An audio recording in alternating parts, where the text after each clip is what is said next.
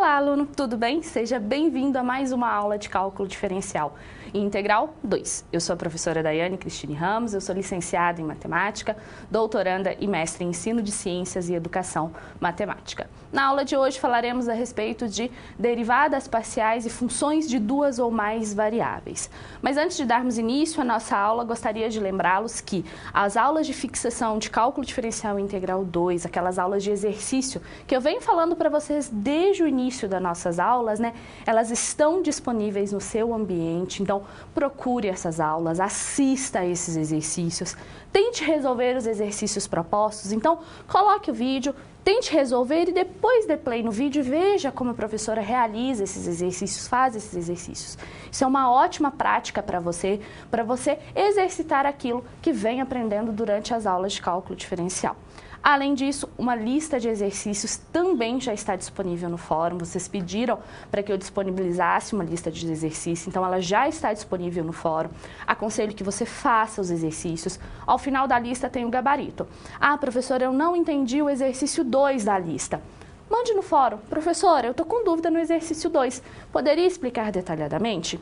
O fórum é para isso, é para que vocês tirem as suas dúvidas, dúvidas que vocês tiveram durante a aula, dúvida que vocês tiveram resolvendo os exercícios do livro, as dúvidas da lista de exercício e inclusive também dúvidas quando você estiver assistindo às aulas de exercício. Utilize essa ferramenta para o seu bem, para te ajudar a estudar para a avaliação. E agora, para aqueles que estão fazendo mediação via Skype, eu convido você a descobrir qual é o link no quadro.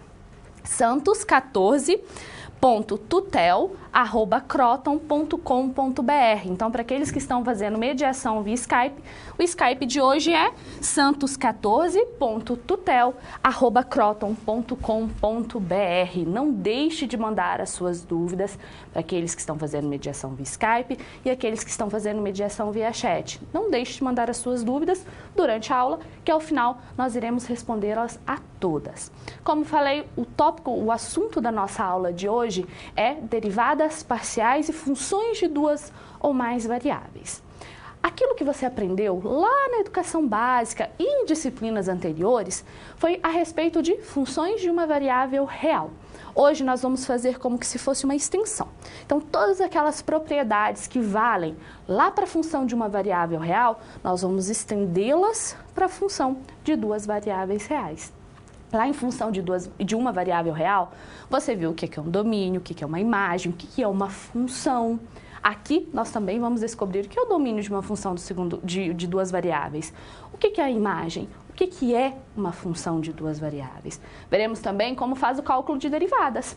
Lá, na função de uma variável, a gente fazia o cálculo de derivadas, integrais. E aqui nós também faremos derivadas e integrais para a função de duas variáveis reais. Hoje nós faremos derivadas de função de duas variáveis reais e na próxima aula nós veremos como fazer a integral de função de duas variáveis reais. Mas por que a gente usa a função de duas variáveis reais? Será que tem alguma coisa no nosso dia a dia, alguma situação no nosso dia a dia que a função de duas variáveis reais pode explicar?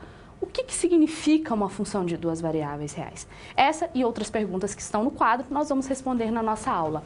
Qual o significado das variáveis em um problema de matemática, física ou engenharia? O que é uma variável? Variável, ela representa uma quantidade, mas é uma quantidade que eu não conheço. É uma quantidade que pode assumir qualquer valor. O próprio nome diz, variável, vai variar dependendo da situação. E nessa ideia de variar, nós temos dois tipos de variáveis. As variáveis independentes, ou seja, elas não dependem de ninguém. E as variáveis dependentes, elas dependem de outra variável. Vamos pensar no exemplo. Se eu quisesse calcular o volume de funções, o volume de um cilindro. Então, eu tenho um cilindro e eu quero calcular o volume desse cilindro. Para eu calcular o volume desse cilindro, nós precisamos da área da base vezes a altura. E a base é uma circunferência. Como que a gente calcula a área de uma circunferência? πr ao quadrado. Então, veja que o volume do cilindro ele vai ser dado por π vezes o raio ao quadrado vezes a altura. O volume, ele depende do meu raio e depende da minha altura. Então, o volume é uma variável dependente. E já o raio, a minha altura, é uma variável independente. Ela não depende de ninguém. Quem depende é o meu volume. Então, essa é uma das situações que a gente pode utilizar as variáveis nessa ideia de dependência e independência para explicar algum fato da matemática no caso. Mas na física, por exemplo, quando a gente trabalha com potencial elétrico, nós temos uma situação que envolve funções de duas variáveis. Quando a gente trabalha com magnetismo, nós temos também situações. Então, várias situações da física, da própria matemática, elas podem ser explicadas utilizando a função de duas variáveis reais. No quadro, nós temos outra pergunta. Por que problemas envolvem mais de uma variável? Como eu já disse, problema envolvendo volume, problemas envolvendo magnetismo, potencial elétrico. E que situações do dia a dia que pode ser modelada envolvendo parâmetros fixos e variáveis? Nós temos uma situação bem corriqueira. Vamos pensar na seguinte situação. Eu tenho um dinheiro e eu quero investir esse dinheiro.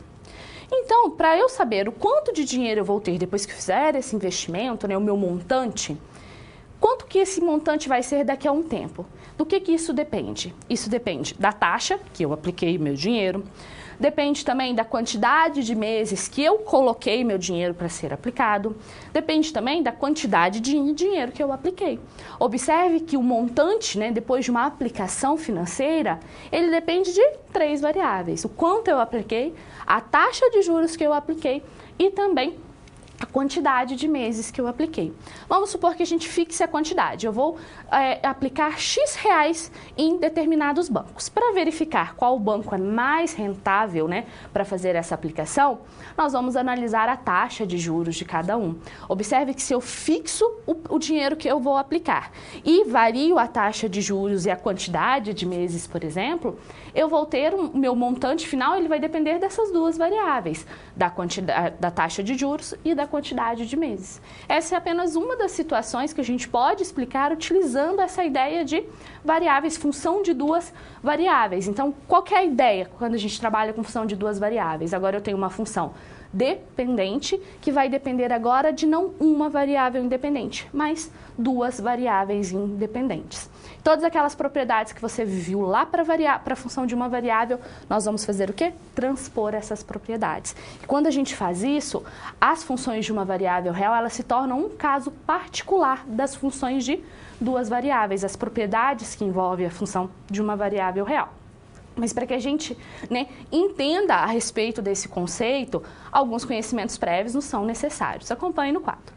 Função de uma variável, como eu disse, por a gente fazer essa transposição, a gente vai trazer todas as propriedades que valiam lá para a função de uma variável real, nós vamos trazer agora para a função de duas variáveis reais.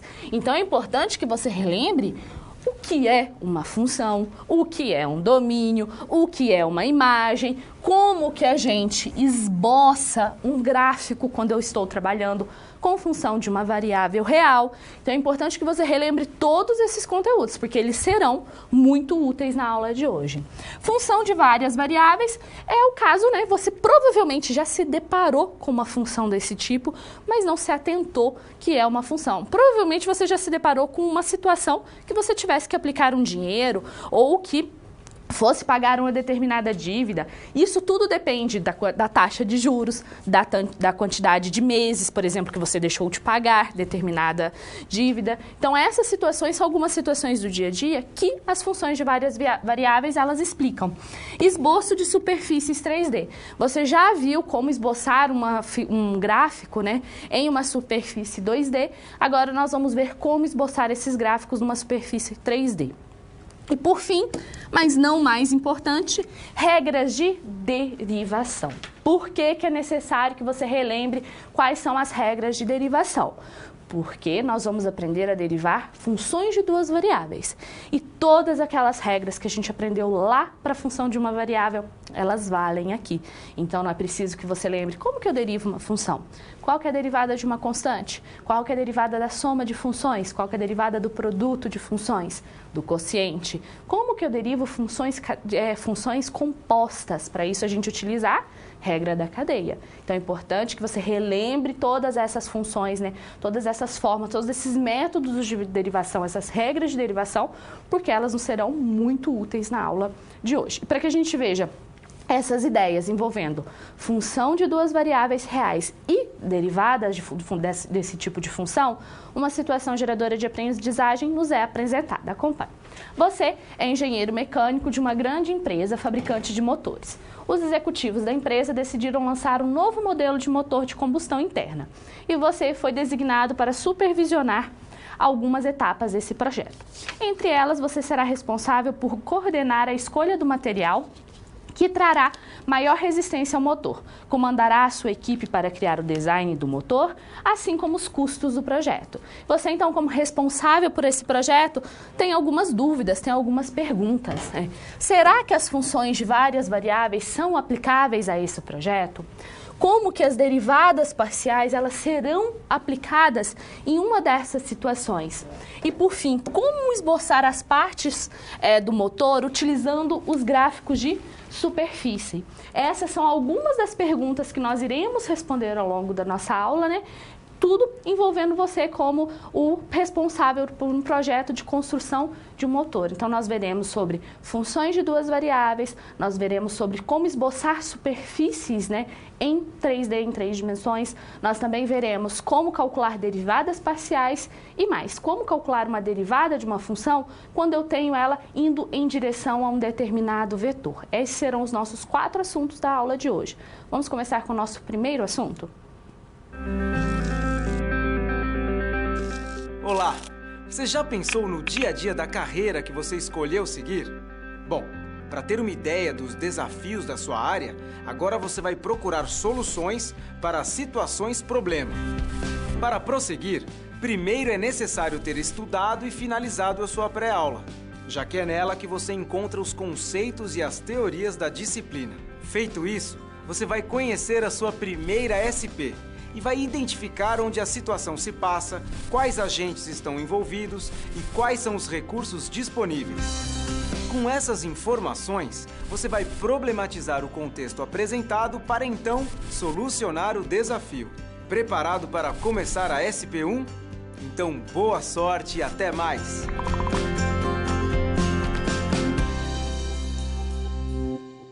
Vamos então ao nosso primeiro desafio. Acompanhe no quadro. Na primeira etapa, você deverá realizar uma pesquisa com uma liga metálica composta por 2 substâncias, em maior quantidade. As substâncias são X e Y, com o objetivo de obter maior resistência na construção do motor. Sabe-se que as quantidades dessas substâncias que irão compor essa mistura estão no domínio da função dada por f de xy é igual a ln de y menos x ao cubo dividido pela raiz quadrada de x ao quadrado menos y. E você deve saber como que vai determinar o domínio dessa função e ainda como que você poderia esboçar graficamente esse domínio. Então, para que você resolva essa primeira situação problema, é necessário que a gente encontre o domínio da função e esboce o gráfico desse domínio. Mas aí você tem uma pergunta: o que é o domínio de uma função? Você já viu o que é o domínio de uma função de uma variável real. Vamos relembrar, o domínio de uma função, né, são todos os valores que a minha variável x ela recebe, né, ela pode assumir que a minha função existe. Então, são todos os valores da variável independente, né, que a função existe. Por que eu estou falando que a função existe? Vamos pensar no seguinte caso. Função a f de x igual a 1 sobre x. O x pode assumir qualquer valor real? Não, ele não pode assumir zero. Por quê? Se a gente tem 1 sobre 0, isso existe em matemática? Não, não existe. Então, qual que é o domínio dessa função sobre x? Todo o conjunto dos números reais, com exceção do zero. Porque se o zero ele for assumir no lugar do x, se ele for substituído no lugar do x, nós vamos ter uma função que não existe na matemática. Então, você deve se atentar a esses casos em que a função não exista. E essa ideia nós vamos trazer aqui para funções de duas variáveis reais. Mas o que é uma função de duas variáveis reais e o que é esse domínio? Acompanhe no quadro.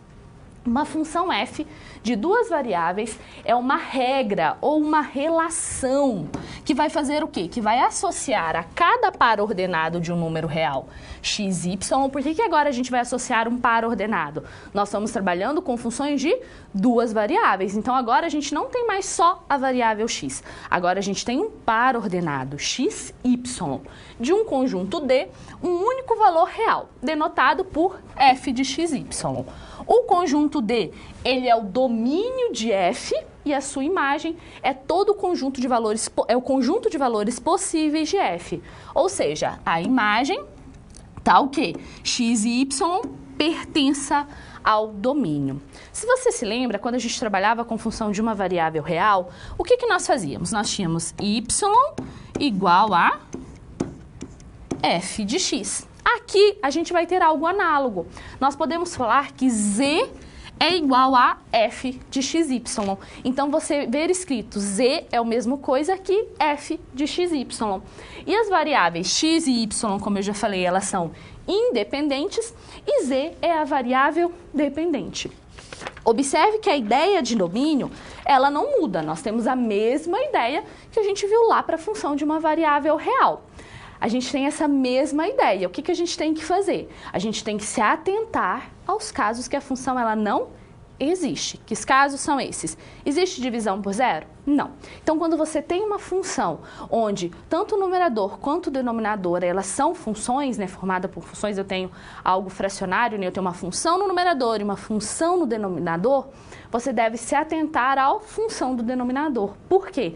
Aquele resultado ali não pode ser zero. Então, tem que ser diferente de zero. Qual outro caso que você deve se atentar e tomar cuidado? Quando eu tenho raiz de índice par. O que é essa raiz de índice par? Raiz quadrada, raiz quarta, raiz sexta e assim sucessivamente. Vamos pensar na raiz quadrada. Quando eu tenho raiz de índice par, raiz quadrada, por exemplo, de número negativo. Isso existe? Não. Porque existe, né? Quando a gente trabalha com o conjunto dos números complexos. Mas não é o nosso caso, nós estamos trabalhando com o conjunto dos números reais. Então, o que está dentro ali da minha raiz, ele tem que pertencer ao conjunto dos reais. Quando a gente está trabalhando, então, com função de duas variáveis, o que está dentro da raiz, ele deve pertencer ao R2, porque quando a gente está trabalhando com essas funções, o nosso domínio geralmente é o R2, é o conjunto R2. Então, deve pertencer. Atente-se, então, quando eu tenho raiz de índice par. O que está dentro do meu radical não pode ser negativo. Tem que ser maior ou igual a zero. E se esse radical estiver no denominador de uma função que eu tenho, tanto o numerador quanto o denominador, eu tenho funções. Mas esse radical que está dentro do radical não pode ser negativo e não pode ser zero. Então, o que está dentro ali tem que ser maior do que zero. Um terceiro caso que você deve se atentar é quando eu tenho logaritmo. Quando você está calculando o logaritmo, você não calcula o logaritmo de números negativos e de zero. Então, você tem, por exemplo, o ln. O ln é um logaritmo neperiano, um logaritmo cuja base é o e. O que está dentro do meu logaritmo que eu estou calculando não pode ser negativo e nem zero. Então, o que está dentro do meu logaritmo tem que ser maior do que zero. Atente-se a esses três casos, porque são os casos que nós temos problemas. São os casos em que a minha função ela não vai existir. Vamos ver um exemplo de como encontrar o domínio. Acompanhe. Vamos considerar a função f de xy igual a x ln, que é o logaritmo que eu acabei de me referir, de y ao quadrado menos x. O domínio dessa função vai ser d igual a xy, tal que o x é menor do que o y ao quadrado. Mas, professora, como que você chegou nisso? Como que você chegou que o x ele tem que ser menor do que o y ao quadrado? O que eu falei? Eu falei que o ln, o que está dentro do meu ln, não pode ser negativo e tem que ser maior que zero. Então, isso daqui, y ao quadrado menos x, tem que ser maior do que zero, porque não existe logaritmo de número negativo e nem de zero. Então, se a gente faz... Agora você trabalha com inequação da forma como você já está acostumado a trabalhar. Então, eu posso deixar, como o x está aqui, eu posso deixar menos x tem que ser maior do que menos y ao quadrado, e eu posso multiplicar por menos 1. Lembre-se que quando você multiplica uma inequação por menos 1, o sinal, né, a desigualdade, ela muda, ela inverte de lado. Então, multiplicando por menos 1, nós vamos ter x menor do que y ao quadrado. Então, são todos os valores em que o meu x ele é menor do que o y ao quadrado. Então, se eu tenho valores que satisfazem a essa igualdade, esse é o domínio da minha função. E como que a gente vai saber como que é esse domínio? Observe que aqui a gente fez a representação gráfica desse domínio. Y ao quadrado não é uma equação característica de uma parábola, então nós temos uma parábola. Porém, essa parábola ela tem a concavidade, né, voltada para a direita, né? E por que está esse pontilhado, professora? Veja, a nossa desigualdade, ela é restrita, ela é estrita, né? Ela não tem o maior igual. Então, eu só tenho a desigualdade menor que. Se tivesse menor igual, aí sim nós teríamos ela em linha reta, em linha contínua, né? Não em linha reta, em linha contínua. Mas como a nossa desigualdade ela é só menor que, nós temos ela tracejada. E quais são os valores que vão satisfazer a esse domínio? São todos os valores que estão aqui, ó, pintados de laranja, né? E não podemos ter esses valores que estão sobre a curva. Vamos pensar no seguinte exemplo. Vamos fixar o y igual a 2. Então, se eu tenho y igual a 2, nós vamos analisar agora. Eu tenho y igual a 2 e, por exemplo, o x igual a 4. Se eu tenho y igual a 2, nós vamos ter o seguinte, e x igual a 4. Então, a gente vem aqui e analisa a desigualdade. 4 vai ser menor do que 2 ao quadrado. 4 não vai ser menor que 2 ao quadrado. 4 vai ser igual a 4. Esse par ordenado 2 e 4 pertence ao domínio? Não, porque a nossa desigualdade ela é estrita, tem que ser menor que. Vamos pensar em um outro exemplo agora. Se a gente tem y igual a 2 e x igual a 3. Então, a gente retoma aqui na nossa igualdade. Qual que é o nosso x? Vale 3. 3 é menor do que 2 ao quadrado? 3 é menor do que 4. Beleza, 3 é menor que 4, satisfazeu a desigualdade. E aí, esse ponto, y igual a 2 e x igual a 3, está no domínio da nossa função. Vamos pensar em um outro exemplo. Y igual a 2 e x igual a 7. Indo na desigualdade, nós vamos ter 7 é menor do que 2 ao quadrado? 7 não é menor do que 4. Então, o par ordenado 2 e 7, ele encontra-se no domínio da nossa função? Não. Então, o que a gente pode concluir? Que todos os valores que você pode ficar aí jogando valores e analisar, mas todos os valores que vão satisfazer essa igualdade são os valores que estão nessa região aqui em amarelo, em laranja ou amarelo, né? E que não toca a minha parábola.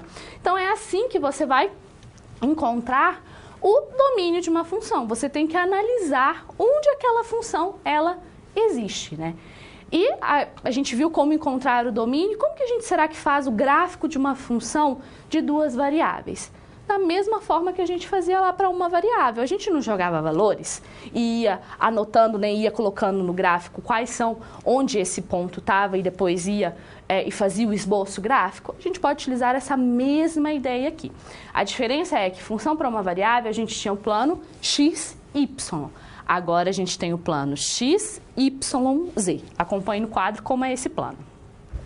Então, se f é uma função de duas variáveis com domínio D, então o gráfico de f é o conjunto de todos os pontos que pertencem ao R3, tal que z é igual a f de xy e mais, o xy ele pertence ao domínio da minha função. Vamos a esse exemplo. F de xy é igual a 6 menos 3x menos 2y. E a gente quer calcular o gráfico a gente quer esboçar o gráfico da função. Observe que agora o nosso plano, ele é o eixo z, x, y. Então, agora eu tenho, né, três eixos no nosso plano, aqui no caso, no nosso espaço. Mas como que a gente então vai calcular, como que a gente vai esboçar o gráfico? Jogando valores. Uma forma que a gente tem de esboçar o gráfico quando a gente tem uma função de duas variáveis é fazendo, né, duas variáveis igual a zero, eu descubro uma. Fazendo outras duas variáveis igual a zero, eu descubro a outra. E é isso que a gente vai fazer. Lembre-se que f de xy é igual a z. Se f de xy é igual a z, o que nós vamos ter? Que se a gente fizer z igual a zero e x igual a zero, o que nós vamos ter? Se o z é zero e o x é zero, nós vamos ter 6 menos 2y igual a zero. Eu tenho que 6 é igual a 2y, o y vai ser igual a quanto? 3. O y vai ser igual a 3. Mas e aí... E se a gente tem agora, então, para fazer... Então, se a gente marca aqui no nosso eixo, observe, 0, 3 e 0. O x é 0, o y é 3 e o z é 0. E se a gente fizer agora o z igual a 0 e o y igual a 0, o que nós vamos ter? Se o z é 0... e o y é igual a zero, nós vamos ter o quê? 3x menos 6. 3x menos 6, nós vamos ter que o x tem que ser igual a 2, que é esse ponto aqui, ó, 2, 0, 0. E se a gente faz o x e o y igual a zero, observe que aqui zera e aqui zera. Nós vamos ter o z igual a 6. Eu marco esses três pontos no meu plano, no meu gráfico, e depois eu ligo esses três pontos. A ideia para você fazer, né, o esboço gráfico da função é o mesmo. Você pode jogar pontos, mas você vai precisar ali no caso de, no mínimo, 3 pontos, né, para esboçar a sua superfície agora. E com isso a gente já consegue resolver a nossa situação, problema. Acompanhe no quadro. Qual que é o nosso primeiro passo? Determinar o domínio da função.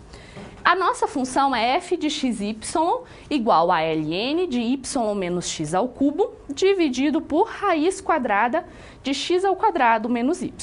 O que eu falei? Logaritmo tem que ser maior do que zero e a raiz de índice par, quando ela está no denominador, o que está dentro da minha raiz, o que está dentro do meu radical, também tem que ser maior do que zero. Então, vamos fazer o primeiro domínio. O domínio é y menos x ao cubo tem que ser maior do que zero. Isso se somente se o y for maior do que x ao cubo. O que isso quer dizer no gráfico? Eu trouxe um software para você para mostrar o que isso quer dizer, o que representa esse domínio. Esse é um software matemático chamado GeoGebra. Ele é um software que você consegue fazer esboços de função, de várias funções. Ele tem inclusive a ferramenta 3D, nós também vamos utilizar essa ferramenta. E é um bom software para você visualizar, né, essas ideias, esses esboços de superfície. Aqui eu já deixei o nosso primeiro domínio, o y, ele tem que ser maior do que o x ao cubo. E significa isso daqui, ó. Eu tenho aqui a minha função x ao cubo, né, que ela está aqui até abaixo, né, e toda essa área em roxo é o meu domínio. Todos os valores que estão à esquerda, então, da minha curva pontilhada, por que ela está pontilhada? Porque também não pode assumir os valores que estão sob a curva. Então, todos os valores que estão à esquerda aqui são valores que vão satisfazer ao meu domínio da primeira função, da função ln de y menos x ao cubo. Então, retomando ao quadro, o que nós temos? Agora nós vamos calcular o segundo domínio, que é o domínio da nossa raiz. Então, o que a gente deve garantir? Que a raiz ela não seja calculada sobre valores negativos e que não haja uma divisão por zero. A gente tem que garantir isso. Então, o que isso quer dizer? Que x ao quadrado menos y deve ser maior do que zero. Ou seja, o y deve ser menor do que o x ao cubo. O x ao quadrado, perdão. Então, o domínio 2, o x e o y pertencem ao R2, tal que o y seja menor do que o x ao quadrado. Vamos ao software para ver o que significa isso. O x ao quadrado é uma parábola, certo? Então, eu vou ter algo desse tipo. Eu tenho uma parábola que também está pontilhada. Por quê? Porque os valores do domínio eles não podem assumir os pontos que estão sob a curva. todos os valores que estão abaixo dessa parábola, eles satisfazem a minha desigualdade. Então, esse daqui é o domínio da nossa segunda função. Mas vamos prestar atenção. Eu tenho duas funções, eu tenho o domínio 1, domínio 2. Será que o meu domínio é qualquer um desses dois? O domínio da função como um todo? Não. Quando eu tenho dois domínios, né, é necessário que você faça a interseção. O que é essa interseção? Ver o que tem de comum entre esses dois domínios. Porque perceba, às vezes um valor ele satisfaz a primeira função, ele está no domínio da primeira, mas não está no domínio da segunda. E aí, eu jogo esse valor e a minha função ela acaba não existindo. Por isso, quando você tem dois domínios, é necessário que você faça o quê? Que você faça a interseção desses domínios e assim descubra, né, o que tem de comum, o que vai satisfazer aos dois domínios ao mesmo tempo. E é isso que nós vamos fazer. Acompanhe no quadro. Então, a interseção desses dois domínios, o x e o y vão pertencer ao R2, tal que x ao cubo é menor do que y, que é menor do que x ao quadrado. É a junção daqueles dois gráficos que nós fizemos. Vamos ao software para eu lhe mostrar como é, né, a junção aqui. Então, aqui eu trago as minhas duas funções e observe, né, que eu tenho essa área aqui, né? E uma pequena área aqui, e uma pequena área aqui, que é comum a esses dois. Vamos ao quadro para mostrar melhor no quadro como é. Que é essa areazinha aqui, ó. Essa área aqui, ela é comum aos dois e é a área que a liga de metal deve estar, os componentes da liga de metal devem estar. Por quê? Como são componentes de uma liga de metal, faz sentido eu ter valores negativos para esse componente? Não. E toda essa região aqui é de valores negativos. Então, o que responde ao nosso problema é exatamente só esse pedaço aqui rachurado, né? Que diz que ali nós temos a interseção do domínio da função 1 e do domínio da função 2, ou seja, qualquer valor que eu pegar ali vai satisfazer a minha função como um todo e a minha função vai existir naquele intervalo. Com isso, a gente resolve a nossa primeira situação do problema.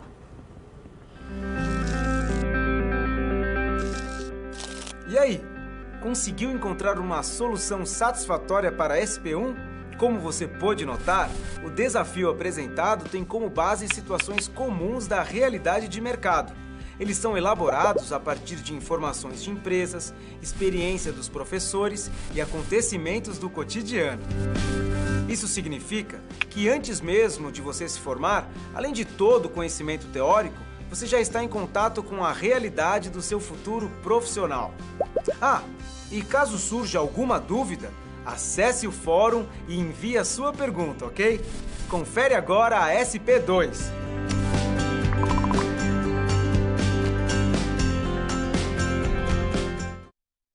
Na primeira situação, então, nós vimos como encontrar o domínio de funções de duas variáveis. Agora nós vamos aprender a esboçar superfícies em 3D. Acompanhe no quadro qual é o nosso desafio.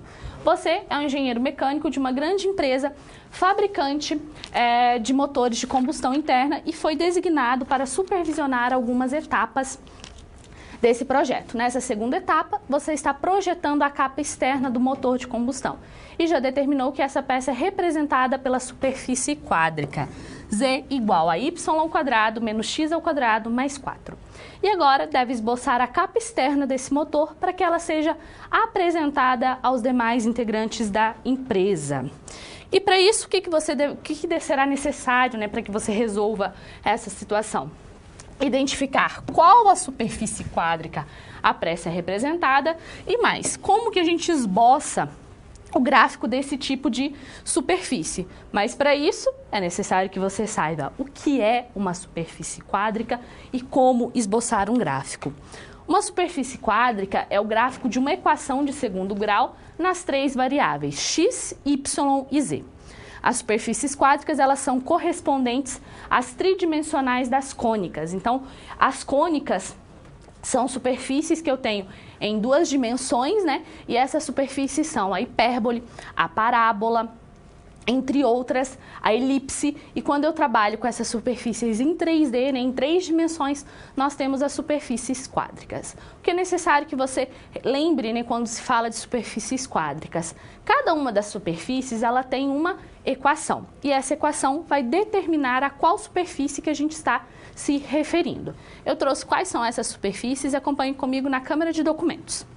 Nós temos aqui, então, as nossas superfícies quádricas que a gente tem. A primeira superfície que a gente tem aqui é o elipsoide. O que é o elipsoide? O elipsoide, ele vai ter essa equação. X ao quadrado sobre A ao quadrado, mais Y ao quadrado sobre B ao quadrado, mais Z ao quadrado sobre C ao quadrado, isso igual a 1. Observe que o elipsoide, ele se parece com uma bola de rugby. Não sei se você já viu, mas essas bolas, elas são bolas que têm um formato, né, um pouco oval, o formato de um elipsoide. Parece-se, né, muito com essa quádrica. Outra quádrica que a gente tem é o hiperboloide de uma folha. A equação do hiperboloide de uma folha é x ao quadrado sobre a ao quadrado, mais y ao quadrado sobre b ao quadrado. E observe que aqui agora nós temos o sinal de menos. Menos z ao quadrado sobre c ao quadrado, isso é igual a 1. Observe que essa equação, para essa, o que difere as duas? O sinal de menos. Esse sinal de menos, ele vai indicar onde, ao longo de qual eixo que a minha quádrica ela está desenhada. Observe que o sinal de menos aqui é o z, é do z. Então, quer dizer que a minha quádrica ela vai estar desenhada ao longo do eixo z. Outra quádrica que a gente tem é o paraboloide de duas folhas, que tem, né, esse formato, essa cara. E qual que é a equação dele? X ao quadrado sobre a ao quadrado, menos y ao quadrado sobre b ao quadrado, menos z ao quadrado sobre c ao quadrado, igual a 1. Então, aqui nós já temos 2 sinais de menos que diferem as quádricas que eu mostrei aqui anteriormente. Outra quádrica que a gente tem é o paraboloide elíptico. O que é o paraboloide elíptico? Ele tem esse formato, lembra muito a antena de uma parabólica, né? Esse formato aqui. A antena parabólica ou até mesmo a taça, a parte de cima da taça de um vinho. Ela lembra essa quádrica, ela se assemelha a esse formato. E qual que é a equação? X ao quadrado sobre a ao quadrado, mais y ao quadrado sobre b ao quadrado, mais ou menos z. Aqui o nosso z ele já não está mais ao quadrado, como nos outros casos. Nós temos aqui também o paraboloide hiperbólico, também conhecido como cela. Por quê? O formato, né, o desenho dele, o esboço da superfície, ele se assemelha a uma sela de cavalo. Então, por isso que ele é conhecido também como esse nome, paraboloide hiperbólico ou cela. E qual que é a equação dele? X ao quadrado sobre a ao quadrado, menos y ao quadrado sobre b ao quadrado, igual a z. Aqui também o sinal dos meus coeficientes, eles vão dizer ao longo de qual eixo que o meu desenho ele está sendo realizado, ele vai ser realizado. E aqui, por fim, nós temos o cone, que a equação é x ao quadrado sobre a ao quadrado, mais y ao quadrado sobre b ao quadrado, igual a z ao quadrado. Então, nós temos, essas são as nossas quádricas, né? São as quádricas que você pode se deparar no seu dia a dia, né? Ou as quádricas que você pode se deparar para resolver algum exercício. O que você precisa se atentar? A qual equação? Porque a equação, ela vai te dizer, aqui eu tenho um paraboloide hiperbólico. Aqui eu tenho um cone. Então, é isso que você deve se atentar. Mas como que a gente faz o esboço gráfico dessas superfícies? Nós temos uma forma, acompanhe no quadro. Nas funções de duas variáveis, nós temos uma técnica muito útil para compreender e desenhar a superfície de interesse. Trabalhar com cortes. Por exemplo, nós podemos tomar uma função w igual a xy ou z igual a f de xy e substituir valores como x igual a 0, por exemplo, obtendo assim uma função de uma variável. que corresponde ao corte da função com relação ao plano x igual a zero. E é essa a técnica que nós vamos utilizar para resolver a nossa situação. Nós vamos, então, fixar os nossos planos. Quando x vale zero, o que vai acontecer com o restante? Quando y vale zero, o que vai acontecer com o resto? E quando z vale zero, o que vai acontecer? Então, a gente fixa um valor e analisa como é o gráfico dessas funções. Depois de analisar, a gente junta essas funções e tem, assim, o esboço da superfície quádrica em 3 dimensões. A nossa superfície, né, que o problema propõe, é um paraboloide hiperbólico, mas é um paraboloide hiperbólico cujo A e o B é igual a 1 e mais, ele está transladado 4 unidades para cima. Então, ele não está com a sua origem no z igual a 0, e sim em z igual a 4, como a gente vai ver. Acompanhe no 4. Então, o primeiro passo nosso é considere o corte com a perspectiva de um x fixo. Um valor fácil de obter o x, o corte normalmente é x igual a 0. Então, a gente tem que z igual a y ao quadrado menos x ao quadrado mais 4. Quando a gente faz o x igual a 0, o que nós vamos ter? Nós vamos ter z igual a y ao quadrado mais 4. Isso daqui é uma característica do quê? De uma função do segundo grau. Porém, essa função agora ela está no plano z, y e não xy, como a gente está acostumado. Então, nós vamos desenhar essa função do segundo grau no plano z, y. E mais, o que a gente sabe dessa função? Que o nosso y, ele é positivo, então o a é positivo. O que isso quer dizer? Que a concavidade da nossa parábola ela é voltada para cima. E onde a parábola corta o eixo z? É só a gente fazer y igual a 0. Se a gente faz y igual a 0, nós vamos ter z igual a 4. Então, quer dizer que a minha parábola corta o eixo y em 4 e ela não vai, e ela não vai tocar o eixo y em nenhum ponto. Por quê? Se a gente faz z igual a 0, nós vamos ter y ao quadrado mais 4 igual a 0. Y ao quadrado igual a menos 4.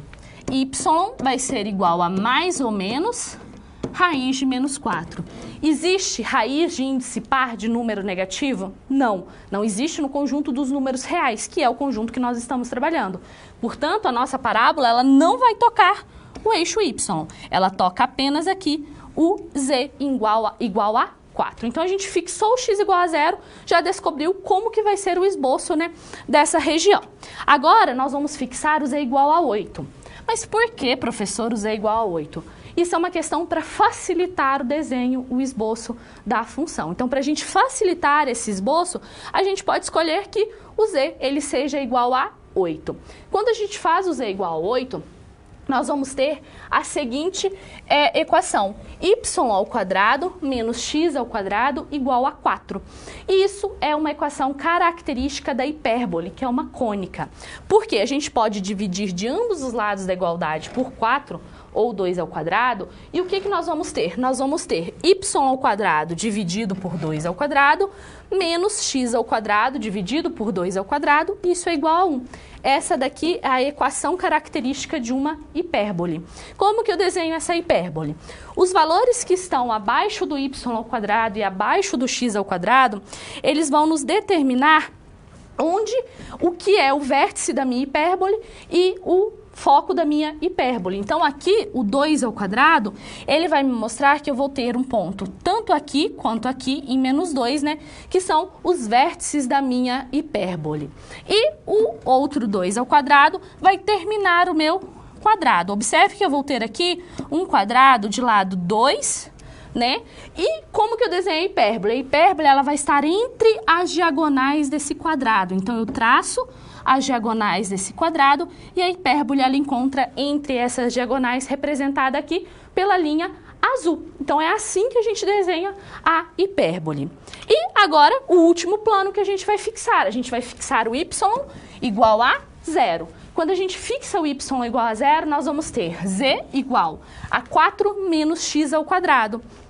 E isso também é uma característica de uma equação do segundo grau. Mas aqui, observe que o nosso plano é o z e o x. No primeiro passo, a gente tinha qual plano? O plano z e y. Agora, a gente já está em outro plano, z e x.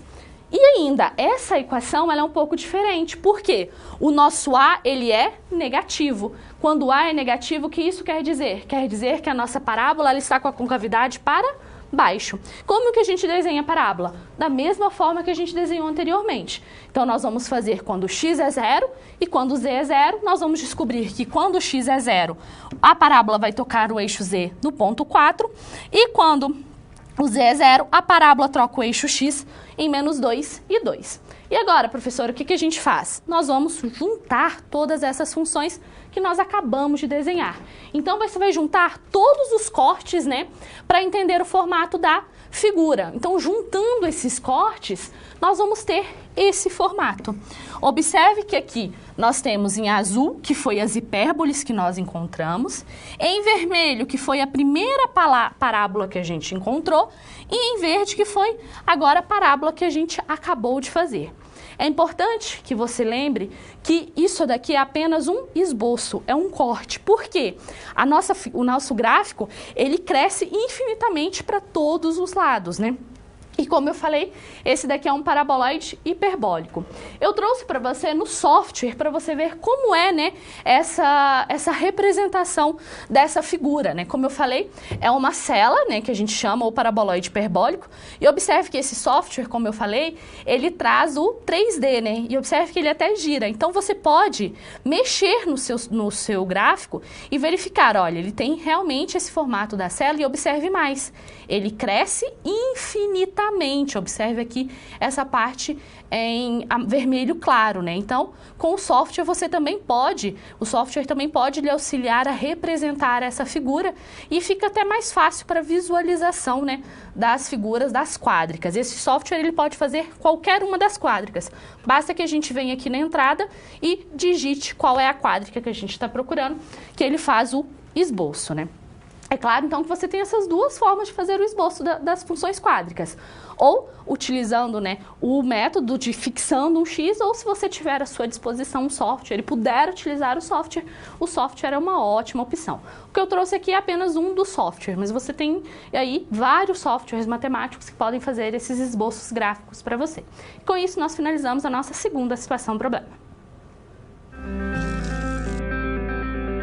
Bom, 2 SPs já foram finalizadas. Como você acha que está se saindo?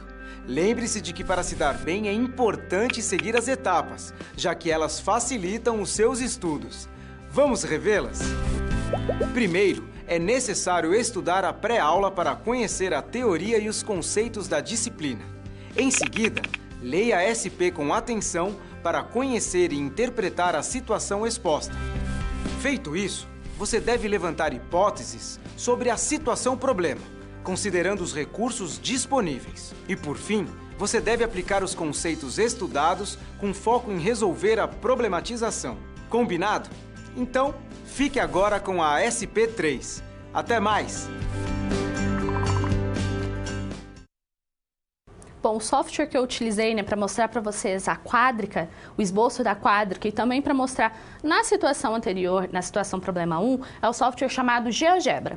É um software que a gente utiliza bastante em matemática, ele é utilizado também bastante na parte educacional para trabalhar várias funções e ele pode auxiliar vocês a entender, né, a ver as regiões que os exercícios são propostos. É um software que você consegue o download dele na internet, ele é gratuito, então você consegue fazer o download e trabalhar com esse software, né? Então é um software bem interessante, se vocês tiverem interesse, sugiro que façam o download e brinquem com esse software, porque ele ajuda vocês a entender as regiões, a analisar as regiões, a ver melhor, porque como eu mostrei, você pode girar a função, você pode fazer N coisas no software, ele é muito interessante. Então se vocês tiverem interesse, eu aconselho que vocês baixem esse software e brinquem com ele, analisem ali todas as ferramentas que ele tem disponível. E agora nós vamos resolver a nossa terceira situação problema, né? A empresa decidiu colocar à venda 2 novos tipos de motores de combustão, sendo o modelo Premium X e o modelo Standard Y. Os custos de produção da empresa devem contabilizar os dois tipos de motores. E assim, você determinou que esses custos, eles são dados pela função c de xy igual a 15 mais 10 raiz quadrada de 16x. Aqui o sinal é de mais, tá, pessoal? Corrijam aí, por favor. De 16x mais 9y, onde x e y são dados em milhares de unidades. E você tem algumas tarefas pela frente. Qual será o custo de produção se forem fabricadas 1000 unidades de X e 1000 unidades de Y? Como que você vai fazer isso, né? Qual será a taxa de variação em relação a cada uma dessas quantidades, considerando a produção de 1000 unidades de cada? E mais, qual a melhor decisão a ser tomada quanto aos custos da empresa? Observe que aqui nós temos qual a taxa de variação. Essa palavra já apareceu em estudos anteriores seus, você já viu a respeito de taxa de variação. Quando a gente fala de taxa de variação, qual a palavra que a gente tem que associar? Derivadas. Então, você já viu que taxa de variação está relacionada ao cálculo das derivadas e aqui, em funções de duas variáveis, não vai ser diferente. Nós vamos fazer o cálculo de derivadas agora de funções de duas variáveis reais. Como que a gente faz isso? A gente chama de derivadas parciais. Por que será que chama de parciais? Acompanhe no quadro. Já aprendemos que o estudo de variações de funções de uma variável, em termos de suas derivadas, é muito importante. Por exemplo, vimos que as derivadas representam taxas de variação em geral. Como que a gente calcula, então, as derivadas de funções de duas variáveis reais? Bom, em primeiro lugar, nós vamos ter que marcar exatamente com qual variável nós estamos trabalhando. Isso é muito importante. É importante que você lembre desse detalhe. Você não vai derivar a função com as duas variáveis ao mesmo tempo. Por isso que é importante você marcar exatamente com qual das variáveis você está trabalhando. Nesse contexto, nós vamos precisar substituir a nossa notação usual. Qual era a notação usual que a gente utilizava? F' de x, derivada em relação a x. Assim, quando nós nos referimos a derivadas de duas variáveis, né, nós iremos usar as seguintes notações. F de x, com o x aqui, né, abaixo de xy, ou ainda só o f de x, ou ainda essa notação. Esse símbolo aqui é uma letra grega que a gente chama de del f sobre del x, ou seja, a derivada parcial da função f em relação a x, ou ainda a derivada parcial da função f de xy em relação a x. Observe que aqui nós estamos falando da derivada em relação a x. Nós temos também uma notação para a derivada em relação a y, que é análoga. Nós geralmente utilizamos mais essa notação, né, com esse fzinho e essa notação. Mas você pode encontrar qualquer uma dessas notações quando estiver trabalhando com funções, com derivadas de funções de duas variáveis. O que é importante você lembrar? Em relação a qual derivada você está, a qual variável, perdão, você está derivando. Se eu estou derivando em relação a x, o que eu faço com a variável y? A gente a toma como uma constante. Por isso que é importante que você relembre quais são as regras que envolvem derivada de constante. Vamos lá, qual que é a derivada de constante quando a gente trabalha com função de uma variável real? É zero. Aqui é a mesma coisa. Qual que é a derivada quando a gente tem k, que é uma constante, vezes uma função? Qual que é a derivada disso? É k vezes a derivada da função, ou seja, a gente repete o valor do k e multiplica pela derivada da função. Aqui, nós vamos utilizar a mesma ideia. Por que eu estou dando ênfase nessas duas regras em especial? Porque, como eu falei, quando a gente está derivando em relação a x, o y a gente vai tratá-lo como se fosse uma constante. Então, essas duas regras em especial, elas têm, né, uma importância quando a gente está trabalhando com derivadas parciais. E as outras regras, professores, são essenciais para a gente trabalhar com derivadas parciais. Então, vamos ao quadro para a gente ver como que faz esse cálculo. Então, para determinar a derivada parcial em relação a x, nós vamos tratar o y como uma constante e vamos derivar a função f de xy em relação a x. Vamos ver o nosso exemplo. Eu tenho aqui f de xy igual a x ao cubo mais 3x ao quadrado y ao cubo menos 2y ao quadrado. Nós vamos derivar primeiro em relação a x. Se eu vou derivar primeiro em relação a x, o que eu faço? A função que tem y, nós vamos tratá-la como uma constante. Então, vamos lá. Primeiro termo da nossa função, x ao cubo, só tem x. Então, a gente deriva normalmente. Como que a gente deriva? Se a gente tem lá x elevado a n, se a gente tem essa função, né? X elevado a n, qual que é a derivada de x elevado a n? É n que multiplica x elevado a n menos 1. Então, nós vamos usar essa regra para derivar. Então, o 3 vai multiplicar o x e nós vamos diminuir no expoente. 3 menos 1, 2. Então, nós vamos ter aqui que a derivada de x ao cubo é 3x ao quadrado. Agora, a gente vai derivar x ao quadrado e y ao cubo. Aqui nós temos um y ao cubo multiplicando um x ao quadrado. O que isso quer dizer? Que nós vamos tratar esse y ao cubo como se ele fosse uma constante. Lembra-se lá, eu tinha a derivada, por exemplo, a função f de x igual a 3x. Qual que era a derivada de f de x igual a 3x ao quadrado? Qual que era a derivada? Era 2 que multiplica 3 vezes o x que tira 2 menos 1 do expoente. Então, nós teríamos que a derivada de 3x ao quadrado é 6x. O que eu fiz? Eu derivei a função x ao quadrado e multipliquei pela minha constante. É isso que nós vamos fazer. Nós vamos derivar a função x ao quadrado e o resultado nós vamos multiplicar por y ao cubo. Então, derivando x ao quadrado, nós vamos ter o 2 que multiplica x. Por quê? 2 menos 1, nós vamos ter 1. Então, eu tenho ali 2x que multiplica agora a nossa constante. Quem que é a nossa constante? Y ao cubo. Então, a derivada de x ao quadrado e y ao cubo é exatamente 2x que multiplica y ao cubo. Menos derivada de 2y ao quadrado. 2y ao quadrado aqui é uma constante. Por que ele é uma constante? Porque nós estamos derivando em relação a x. Se eu estou derivando em relação a x, o y eu trato como uma constante. Derivada de constante é o quê? Zero. Então, a derivada em relação a x dessa função é o quê? 3x ao quadrado mais 2x y ao cubo. Então, se eu derivo em relação a x, nós vamos fixar o y como uma constante e derivar a função em relação ao x. E quando a gente tem que derivar em relação a y? Nós vamos tratar o x como uma constante e derivar a função com relação ao y. Aí a gente inverte o papel. Então, vamos lá. Derivada em relação a y.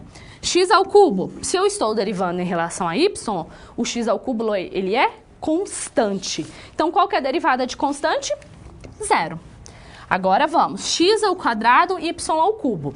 Aqui eu tenho um x ao quadrado que está multiplicando um y ao cubo. Esse x ao quadrado a gente vai tratá-lo como sendo o quê?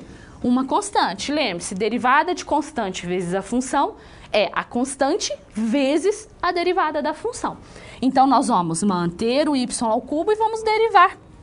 Perdão, nós vamos manter o x ao quadrado e vamos derivar o y ao cubo. Derivada de y ao cubo, 3 multiplica o y e eu diminuo 1 no expoente. Então, eu vou ter 3y ao quadrado que multiplica o x ao quadrado. Menos a derivada de 2y ao quadrado. Aqui eu só tenho em função de y. Então, nós vamos fazer 2 vezes 2, 4. Y, 2 menos 1, 1, 4y. Então, a derivada em relação a y é 3y ao quadrado, x ao quadrado, menos 4y. É assim que a gente faz derivadas parciais. Então, o que você precisa atentar? Se quando eu estou trabalhando com funções de duas variáveis e eu quero derivar, nós vamos derivar em relação a x ou em relação a y. Se o exercício te pedir as derivadas de primeira ordem, você tem que derivar tanto em relação a x quanto em relação a y. Geralmente o exercício fala para você derivar em relação a x ou em relação a y, mas ele pode te pedir também em derivadas de primeira ordem, aí é as duas. O que você nunca deve fazer? Nunca deve derivar a função em relação a x e em relação a y ao mesmo tempo. Primeiro em relação a x, depois em relação a y. E com isso a gente já consegue resolver a nossa situação problema. Acompanhe. Qual que é o nosso primeiro passo? Calcular o custo de produção se forem fabricadas 1000 unidades de X e 1000 unidades de Y. Como que nós vamos fazer isso? Calcular o custo vai ser uma tarefa simples, pois é exatamente isso que a nossa função retorna. Portanto, para calcular o custo, basta que a gente calcule a função sobre 1. Então, basta que a gente substitua no lugar do x e no lugar do y o valor 1. Lembre-se que no meu par ordenado o primeiro termo é o x e o segundo termo é o y. Então, substituindo esses valores 1, nós vamos ter 16 vezes 1 mais 9 vezes 1, nós vamos ter 25. Raiz de 25 é 5. Então, nós vamos ter 10 vezes 5, 50, mais 15, 65. Então, esse é o custo para produzir 1000 unidades de cada. Mas o exercício pede para calcular a taxa de variação. Lembre-se, taxa de variação, nós vamos calcular as derivadas. Como ele pediu a taxa de variação, nós vamos ter que calcular tanto a derivada em relação a x, quanto a derivada em relação a y. E aqui, nós vamos utilizar uma regra bastante conhecida por vocês, que é a regra da cadeia. Por quê? Porque aqui eu tenho uma função composta, eu tenho a função raiz e eu tenho a função que está dentro, que é uma soma. Então, aqui nós vamos utilizar essa regra. Lembre-se, quando eu tenho uma função composta, eu quero calcular a derivada da função de fora, calculada na de dentro, vezes a derivada da de dentro. O que eu fiz aqui foi só reescrever. Lembre-se que a gente pode reescrever a raiz utilizando essa regra. Se eu tenho raiz enésima de x elevado a m, isso é x elevado a m sobre n. Foi exatamente isso que eu fiz aqui. Então, eu reescrevi a raiz por 16x mais 9y elevado a meio. E agora a gente deriva. Primeiro a gente vai derivar em relação a x, depois a gente deriva em relação a y. Derivando em relação a x, derivada de 15 é uma constante zero. Agora nós vamos derivar essa função. Como eu falei, eu tenho uma regra da cadeia. Quem que é a minha função de fora? É o que está elevado a meio. Quem que é a minha função de dentro? É o que está dentro do meu parênteses. Então, vamos lá. Derivada da função de fora, então o meio tomba. Então, eu vou ter meio vezes 10. Repete a função de dentro e diminui 1 no expoente. Vezes a derivada da função de dentro.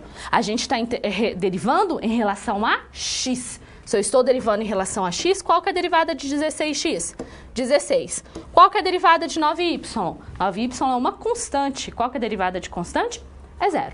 Fazendo essa multiplicação aqui de 1 meio vezes 10 vezes 16, nós vamos ter 80 vezes 16x mais 9y elevado a menos meio. Então, eu posso... Esse menos, a gente pode utilizar a seguinte propriedade. Se eu tenho x elevado a menos n, isso é o mesmo que 1 sobre x elevado a n. Foi exatamente isso que eu fiz. Então, aqui, esse valor estava no numerador, eu passei ele para o denominador com expoente positivo. Então, a derivada em relação a x é 80 sobre raiz quadrada de 16x mais 9y. E agora, a gente vai derivar em relação a y. Então, vamos lá. Derivada de 15 é zero. Então, aqui nós temos zero.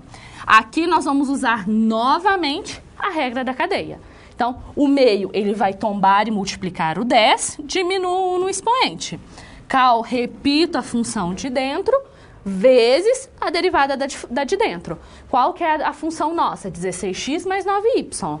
A gente está derivando em relação a quem? A gente está derivando em relação a y. Então, derivada de 16x é 0. Derivada de 9y, 9. Gente, multiplicando esse 9 por 1 meio por esse 10, nós vamos ter 45, que multiplica a função elevada a menos meio. E utilizando a mesma propriedade que utilizei anteriormente, nós vamos ter 45 dividido por raiz quadrada de 16x mais 9y. Então, a gente já calculou a taxa de variação e o nosso terceiro passo é justamente calcular essa taxa num ponto. Então, basta que depois que eu calcule a taxa, a derivada, as parciais da função, eu substitua o ponto dado na derivada. E o ponto é exatamente 1. Então, se eu fizer aqui 80 dividido por 16 vezes 1 mais 9 vezes 1, nós vamos ter 80 dividido por 5, que é igual a 16.000 unidades. 16.000 por unidade, que é a minha variação. Se eu tenho, para y, a gente substitui 1, então nós vamos ter 45 dividido por 16 vezes 1, mais 9 vezes 1, nós vamos ter 45 dividido por 5, que é igual a 9.000 por unidade. Ou seja, para o produto premium, nós temos uma variação de 16.000 por unidade, o custo, né? E já no produto standard, nós temos uma variação de 9.000 por unidade. O que isso quer dizer? Que a variação dos produtos premium, ela é maior e, consequentemente, para que a sua produção seja rentável, o preço, ele deve ser maior para a gente vender, né? Para que essa produção seja rentável. Observe que a gente utilizou as ideias de taxa de variação, né? De funções de duas variáveis, para verificar qual é mais rentável a produção. E com isso nós finalizamos a nossa terceira situação problema. Quando você faz uso de todo o material didático, você passa a conhecer as teorias e os conceitos da disciplina de forma mais completa. Só assim as SPs que servem de exercícios práticos que te preparam para o mercado de trabalho terão efeito na sua carreira. Ou seja, seguindo as etapas, você está adquirindo experiência profissional antes mesmo de terminar o seu curso. E se durante a sua leitura algum ponto de interrogação surgir, não se preocupe. Envie sua dúvida no fórum, ok? Fique agora com a SP4. Boa sorte!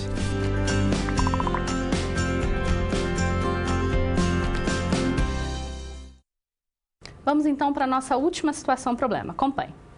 Nessa quarta etapa do projeto, você estudará o arrefecimento do motor.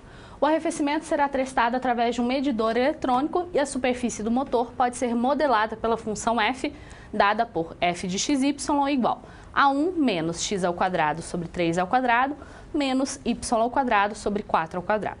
Como podemos escrever o comportamento do arrefecimento do motor em 3 direções diferentes, que são, respectivamente, o ângulo 0 graus, 45 graus e menos 45 graus. Será que podemos resolver essa etapa utilizando as ideias de derivadas direcionais?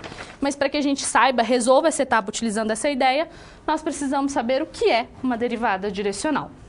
Então, seja f uma função diferenciável nas variáveis x e y, e seja o vetor de coordenadas a e b, um vetor no plano x e y, então f tem derivada direcional na direção de u na forma de a derivada direcional da função f de x e y é igual a derivada parcial em relação a x vezes a primeira coordenada do meu vetor mais a derivada parcial em relação a y vezes a segunda coordenada do meu vetor.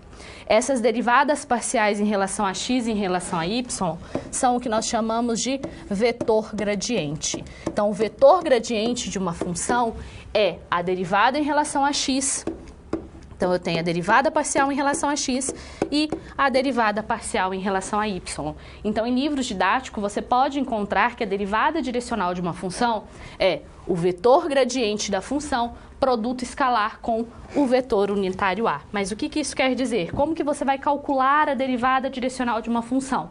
Você vai calcular essa derivada fazendo a derivada parcial em relação a x vezes a primeira coordenada do meu vetor, mais a derivada parcial em relação a y vezes a segunda coordenada do meu vetor. Lembrando que a derivada parcial em relação a x e a derivada parcial em relação a y, elas são o nosso vetor gradiente. E veja que a derivada direcional, ela depende do meu vetor u, e esse vetor ele deve ser unitário. Acompanhe no quadro. O módulo do vetor influencia o resultado da derivada direcional. Então, para obter uma estimativa correta da taxa de variação da própria função, é importante utilizar um vetor unitário. E como que você vai encontrar esse vetor unitário? Ou versor, você também pode chamar. Uma maneira rápida de escrever um versor na direção desejada é utilizando os seus conhecimentos de trigonometria. Então, se ele te der um ângulo, como foi o nosso caso da nossa situação problema, o que você deve fazer para encontrar o vetor unitário relacionado àquele ângulo, naquela direção? Você deve utilizar a seguinte fórmula: cosseno de θ i mais seno de θj. Quando a gente utiliza essa fórmula, a gente torna o nosso vetor unitário. O que quer dizer o vetor ser unitário? Quer dizer que a norma desse vetor ela é igual a 1. Mas o que é essa norma? Então, se eu tenho o vetor u igual a xy, o que é a norma desse vetor? É a raiz quadrada de x ao quadrado mais y ao quadrado. Isso daqui deve ser 1. Então, para você verificar se o seu vetor ele é ou não unitário, o que você deve fazer? raiz quadrada da primeira componente do vetor ao quadrado mais a segunda componente do vetor ao quadrado. Então, eu tiro a raiz quadrada dessa soma. Se deu 1, o meu vetor é unitário. Caso contrário, ele não é unitário e é necessário que você faça algumas mudanças. Quando o exercício ele te dá o ângulo, como foi o nosso caso, é só você jogar na fórmula cosseno de θ i mais seno de θj. Por quê? Essa fórmula ele vai transformá-lo em unitário. Se a gente considerar que o cosseno de θ é a primeira ordenada do meu vetor e o seno de θ é a segunda, cosseno de θ ao quadrado mais seno de θ ao quadrado é quanto? É 1. Então, raiz de 1 é 1. Então, esse vetor ele vai ter norma 1. Então, essas são as ideias, né, relacionadas à derivada direcional. O que você precisa saber para calcular uma derivada direcional? As derivadas da função, né, as derivadas parciais da função, que é o nosso vetor gradiente, produto escalar. O que significa esse produto escalar? Que eu vou fazer a primeira ordenada do meu vetor gradiente vezes a primeira ordenada do meu vetor unitário, mais a segunda ordenada do meu vetor gradiente vezes a segunda coordenada do meu vetor unitário. Então, com isso, a gente faz o produto escalar. Ou, em linhas gerais, derivada parcial em relação a x vezes primeira coordenada do meu vetor unitário mais derivada em relação a y vezes segunda coordenada do meu vetor unitário. Com isso, a gente já consegue resolver a nossa situação problema. Acompanhe. Qual que é o nosso primeiro passo? Determinar as derivadas parciais. A gente tem a seguinte função. 1 menos x ao quadrado sobre 3 ao quadrado, que é 9, né? Menos y ao quadrado sobre 4 ao quadrado. Então, nós temos que primeiro derivar em relação a x, depois nós temos que derivar em relação a y. Então, derivando em relação a x essa função, o que a gente vai fazer? O y nós vamos tratá-lo como uma constante.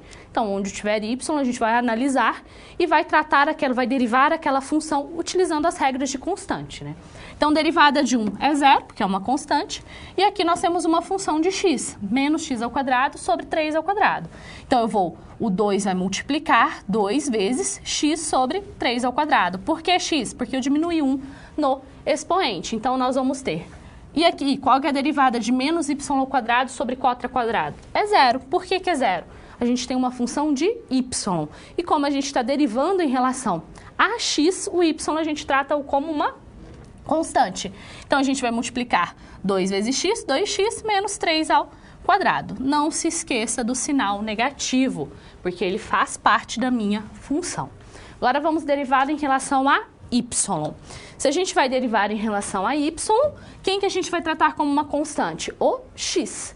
Então, se o x é uma constante, então, derivada de 1, 0. E a derivada de menos x ao quadrado sobre 3 ao quadrado também é 0. Por quê? Porque nós vamos tratá-la como constante. Nós estamos derivando em relação a y. E a derivada de menos y ao quadrado sobre 4 ao quadrado? O 2 vai multiplicar o y, por quê? 2 menos 1, 1, dividido por 4 ao quadrado. Fazendo essa multiplicação, nós vamos ter menos 2y dividido por 4 ao quadrado. Não se esqueça do sinal negativo.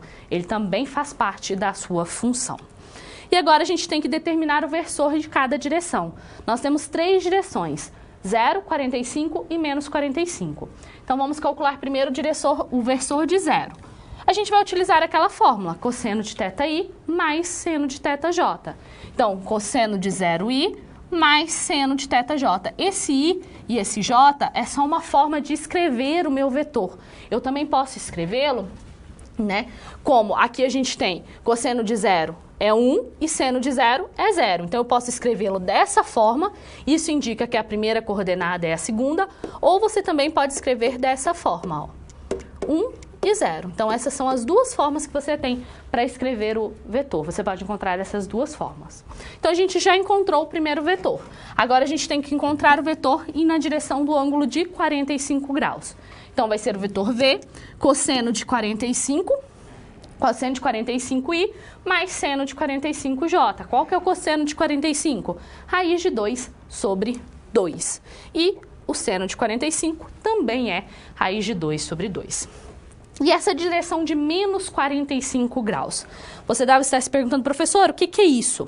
Bom, se eu fizer aqui no quadro branco, eu vou fazer um esboço de um ciclo trigonométrico. Então, eu tenho aqui o meu ciclo trigonométrico. Seno de θ e aqui cosseno de θ. O que a gente sabe? Que esse é o primeiro quadrante, segundo, terceiro e quarto. Mas ele é primeiro, segundo, terceiro e quarto quando que eu giro em sentido anti-horário. Quando eu giro em sentido anti-horário, eu tenho, então, primeiro, segundo, terceiro e quarto quadrante. E quando a gente gira em sentido horário, o que que nós vamos ter? Nós vamos ter o contrário. Então, o ângulo, que aqui é 45 no sentido anti-horário, aqui ele é o de menos 45. Aqui ele estava no primeiro quadrante, aqui ele está no quarto quadrante. Então, quando você tem um sinal negativo, está falando só que você está girando no sentido contrário ao usual. Então, o meu ângulo que antes estava no primeiro quadrante, ele está agora no quarto quadrante. E com isso, por o ângulo estar no quarto quadrante, a gente sabe que o cosseno é positivo, porém o seno ele é negativo. Com isso, então, a gente já consegue entender qual que vai ser a direção do vetor W. Então, vai ser cosseno de menos 45 graus I mais seno de menos 45. Cosseno de menos 45, como eu falei, é positivo, então é raiz de 2 sobre 2, mas o seno ele é negativo, então é menos raiz de 2 sobre 2. Com os versores, agora a gente determina a derivada direcional. Como que a gente vai fazer isso? Derivada em relação a x vezes a primeira coordenada do vetor, mais a derivada em relação a y vezes a segunda coordenada do vetor. Então, aqui eu tenho menos 2x sobre 3 ao quadrado vezes 1, mais menos 2y sobre 4 ao quadrado vezes 0. Nós vamos obter, então, que a derivada direcional em relação ao vetor, em direção ao vetor u é de menos 2x sobre 3 ao quadrado ou menos 2x sobre 9. Em relação a v, nós vamos fazer o mesmo processo. Derivada em relação a x vezes primeira coordenada do vetor. Derivada em relação a y vezes segunda coordenada do vetor. Fazendo essa multiplicação, nós vamos ter menos raiz de 2 sobre 9x, menos raiz de 2 sobre 16y. E, por fim, nós vamos fazer para o vetor w, que é em direção ao vetor menos 45 graus. Derivada em relação a x, vezes a primeira coordenada do vetor. Derivada em relação a y, vezes segunda coordenada do vetor. Tome cuidado com os sinais negativos para fazer a multiplicação, né? Fique atento ao jogo de sinal. Então, aqui nós vamos ter menos raiz de 2 sobre 9x, mais raiz de 2 sobre 16y. Algo que pode ser diferente nos exercícios é que ele te deu o ponto onde você quer calcular, ele te deu o valor de x e y. Para isso, basta que você substitua na sua derivada direcional os valores de x e y, ao invés de uma expressão, você vai ter um valor específico. Então, quando a gente quer calcular a taxa de variação em uma direção específica, a gente utiliza as ideias de derivada direcional. E com isso, a gente resolve a nossa última situação do problema. Bom, chegamos ao final da nossa aula. E depois de concluir todas as SPs, é hora de você refletir sobre tudo que aprendeu com os desafios. Vamos lá? Primeiro, ficou claro que o conhecimento vem ao fazer uso do material didático disponível no ambiente virtual do aluno. Isso inclui fazer a pré-aula, assistir aos vídeos, ler os textos e acessar as web-aulas. E depois de compreender os conceitos da disciplina, você aprendeu como aplicar os fundamentos aprendidos em situações similares às da realidade do mercado de trabalho. Tudo isso faz de você um aluno proativo e mais capacitado para exercer a sua profissão, o que te coloca passos à frente na hora de ter sucesso profissional. Mas não acabou, você ainda tem a sua pós-aula para acessar, não vai esquecer, hein? Cada parte do processo é essencial para a sua aprendizagem.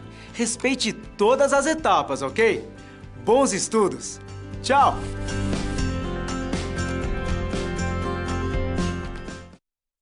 Na aula de hoje falamos a respeito de funções de duas variáveis, né? Descobrimos como calcular o domínio dessas funções. Você deve se atentar aos casos em que a função não exista, porque você deve excluir esses casos do domínio das funções. Falamos também a respeito de esboço de superfícies quádricas. Para que a gente faça isso, a gente fixa os valores de x, de y e de z e analisa cada uma dessas situações que a gente vai surgindo, fixando esses valores. Depois falamos a respeito de derivadas parciais. O que você nunca pode fazer? Você nunca pode derivar a função em relação a x e a y ao mesmo tempo. Primeiro você deriva em relação a x, depois você deriva em relação a y. Ou se o exercício te pede uma das duas, né, você vai derivar em relação ao que o exercício está pedindo.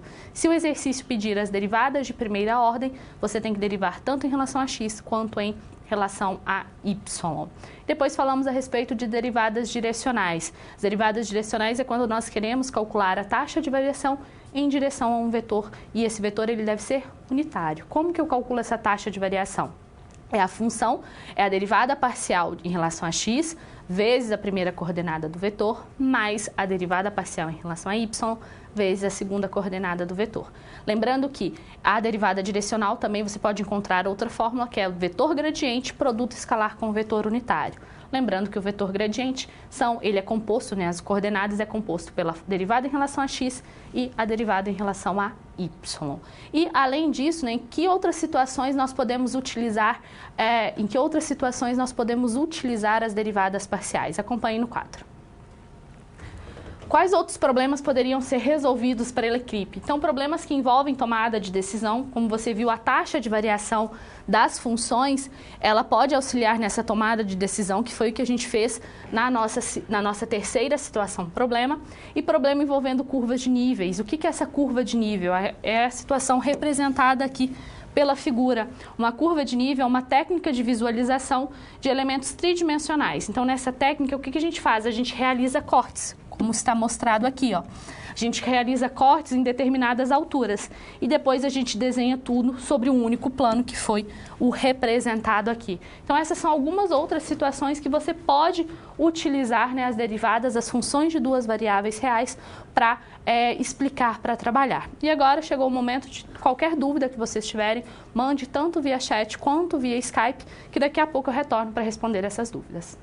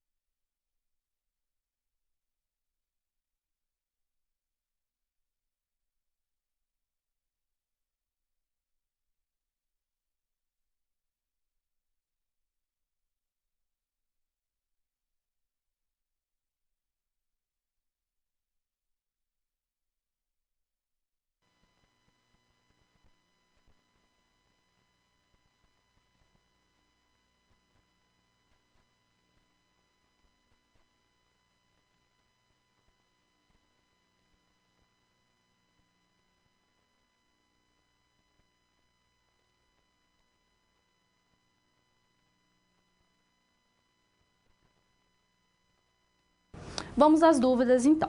Primeiro foi em relação ao domínio. O que é o domínio de uma função? O domínio de uma função são todos os valores que minha função vai existir. O que você precisa se atentar quando estiver calculando o domínio de uma função de duas variáveis reais? Em quais casos ela não existe? Porque se você analisa os casos que ela não existe, para todos os outros ela vai existir. Quando que são esses casos? Quando eu tenho divisão por zero, então o denominador da minha fração, quando eu tenho funções tanto no numerador quanto no denominador, não pode ser zero, então tem que ser diferente de zero.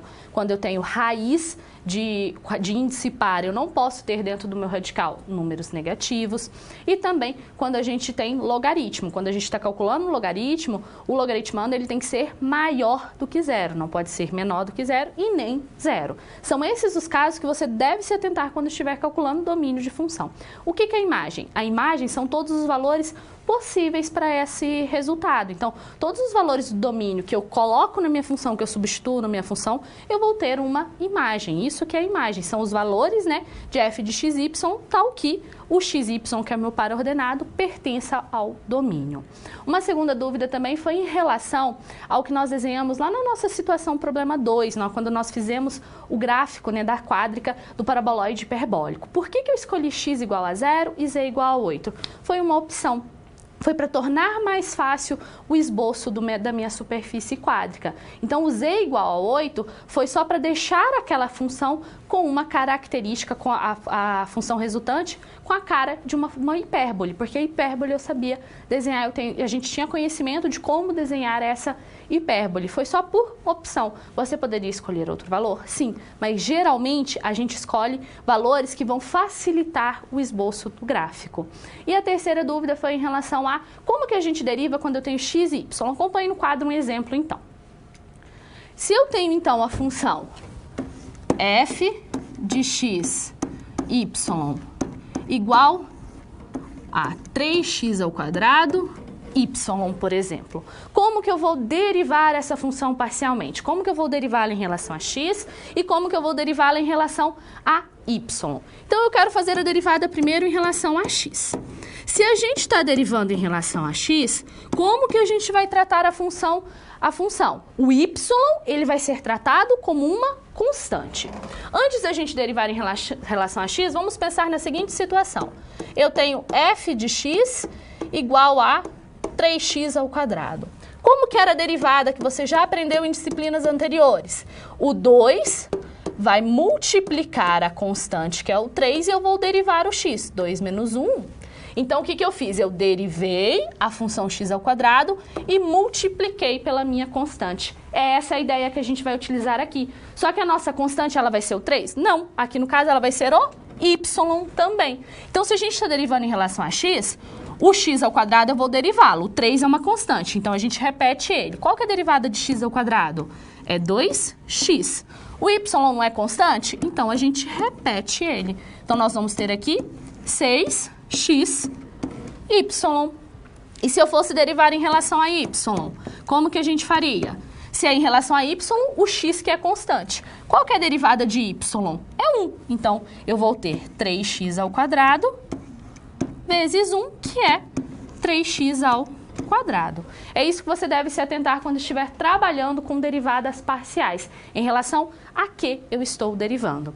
Aconselho vocês a assistirem às aulas de exercício, porque nas aulas de exercício de fixação são feitos passo a passo de como faz uma derivada parcial, como calcula o domínio, entre outros exercícios. Lembre-se que esses exercícios, as aulas de fixação, elas estão disponíveis no seu ambiente. E com isso, eu finalizo a aula de hoje. Até a próxima!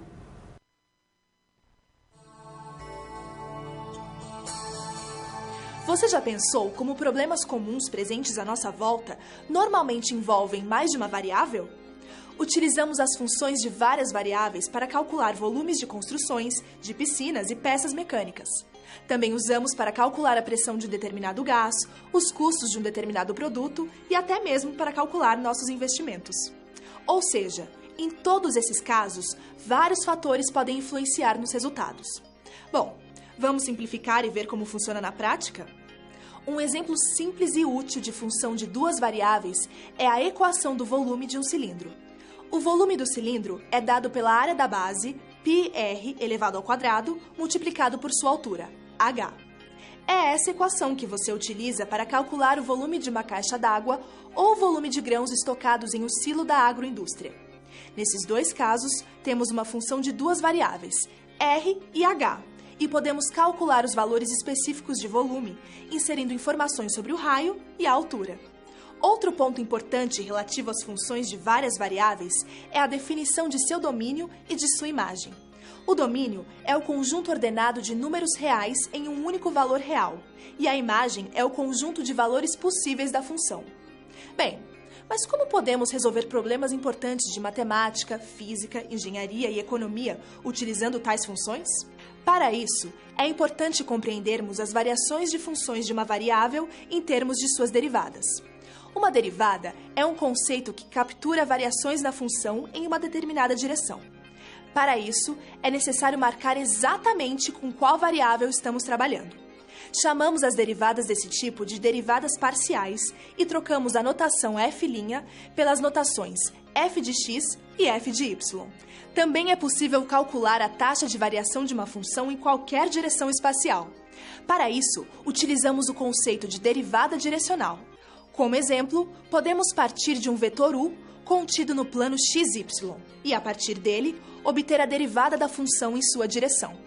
Então, definimos a derivada direcional com relação a u como a vezes a função de x mais b vezes a função de y.